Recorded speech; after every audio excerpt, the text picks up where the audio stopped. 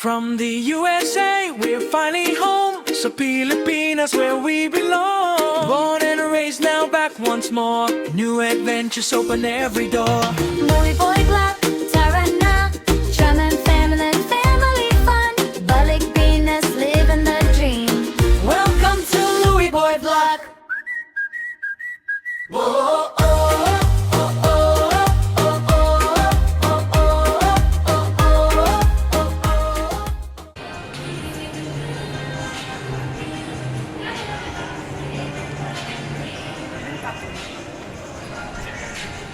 Good morning guys! Dito ako sa SM. May mga bibilhin ako para padala ko sa California sa kapatid ko. Tapos magpapamanicure muna tayo guys kasi ang ating kuko para ng aswang. Normally doon kami nagpapapedicure, manicure sa the lines. Kaya lang nandito na ako sa SM, dito na lang muna. Para matry ko rin dito. Yan para sa kilay, oh. Waxing and threading. Dito sa David Salon, nakatry na ako ng pag-manicure. Parang may isa pa dito. Nasaan na ba yun? Ito. Nail Holics. Try natin dito. Ako, parang maraming tao.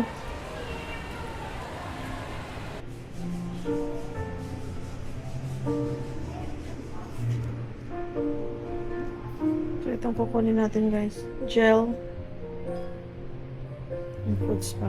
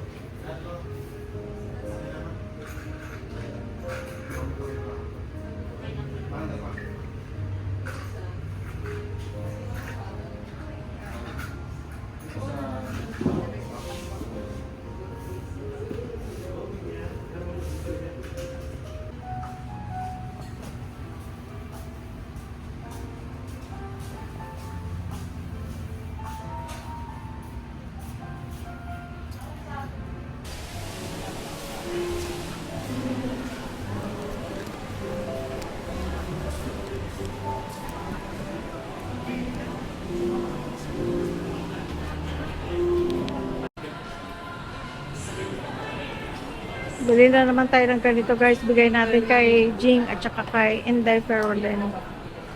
Wala yung mga... Tinanong ko sila, ano gusto niyo yung color? Hindi nila alam na itong bibigay ko. Pero gusto nila ng purplish and blue. Ayun ang pinakamalaki. Ayan. Kumukuha sila ng bagong stock tapos ipa-engrave natin. Yun ang gusto ko kasi may engrave na pangalan. Free lang naman.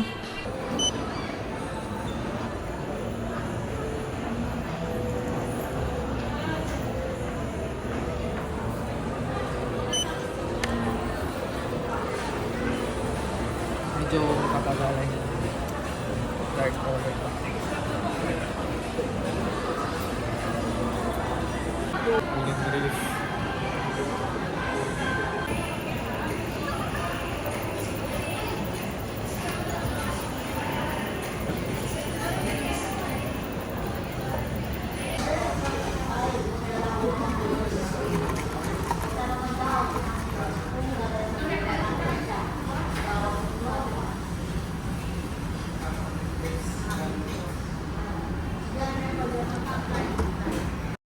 Guys, nandito ako sa Toll House.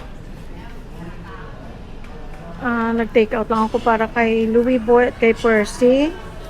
Kasi ako nga lang, din drop off lang ako ni Percy kanina. Kasi si Louie Boy ay ginagawa. So, sinamahan na siya ni Percy. So, din drop off na lang ako ni Percy. Pwede naman ako nag-drive, pero sabi ni Percy, drop off niya ako. Di nagpa-drop off na lang ako. Ayun. So, bumili na tayo guys ng water bottles for my sister-in-law and my brother. Ito, ibibigay ko sa brother ko. Ano yun niya, pinabili niya kasi sabi niya, konti na lang sa kanya, wala siyang mabilhan doon. Sa Watson's kaya nabili guys, ano lang, $149. Maganda siya, hindi siya malagkit. Tsaka ang dami. Ilang ano ito. It's made in Thailand. It's 200 ml. Nagturo sa amin yan, yung anak na aking brother, si BJ. O, gaya-gaya kami. Ako, malapit ako makaubos ng isang ganyan. Tapos, ito kay Louie Boy. Yung brother ko, si Jing, nagustuhan niya, bumili din siya. Tapos, ano pa? Wala na. Gamot. Tapos, bumili ako ng pagkain nila para hindi na kami magluluto. Tapos, ang sarap pala nito, oh. Citrus, triple citrus. Ano ba to? Orange, lemon, at calamansi. Masarap.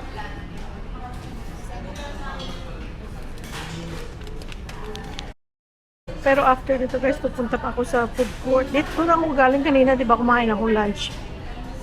Kaya lang ayaw kong bitbitin ang pagkain na, kasi pinabibili niya sinigang. Masabaw.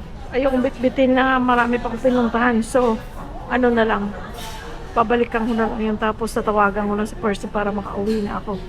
Ang tagal ko dun sa manicure, pedicure, 3 oras po kasi may massage pa sa leg, sa above the knee, hanggang sa paa. Ay, ang sarap.